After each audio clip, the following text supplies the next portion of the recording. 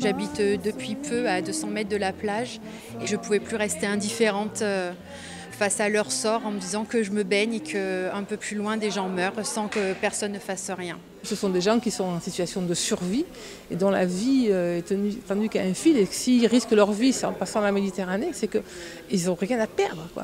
Et que ce sont des gens qui sont au bord du désespoir et que là, ils ne viennent pas là pour faire des touristes, ils ne viennent pas là pour prendre le boulot des autres, ils viennent là parce que de toute façon, ils ne peuvent pas faire autrement, quoi.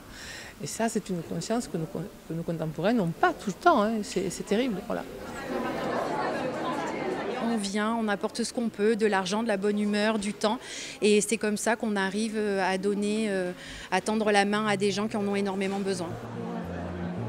Vous avez compris que derrière les équipes qui sont à bord de l'Aquarius, il y a des gens à terre, une centaine de bénévoles en France, d'autres en Europe, un peu plus de 12 000 donateurs qui tous contribuent au fait que les gestes de sauvetage et les gestes de prise en charge sanitaire soient tout simplement possibles.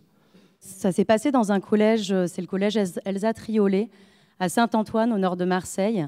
C'était lors de une intervention scolaire. À la fin de l'intervention, comme souvent, la sonnerie a déjà sonné et personne ne bouge. On termine les échanges. On leur demande s'ils ont encore des questions.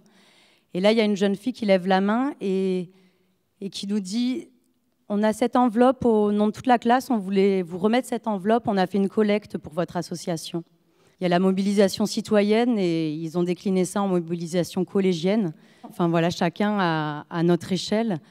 On peut faire notre part, je pense, en fonction de qui on est, de ce qu'on sait faire, de ce qu'on peut faire.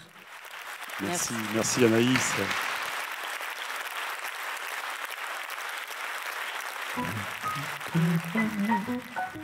C'est une fée qui t'a donné ton décor et ta beauté.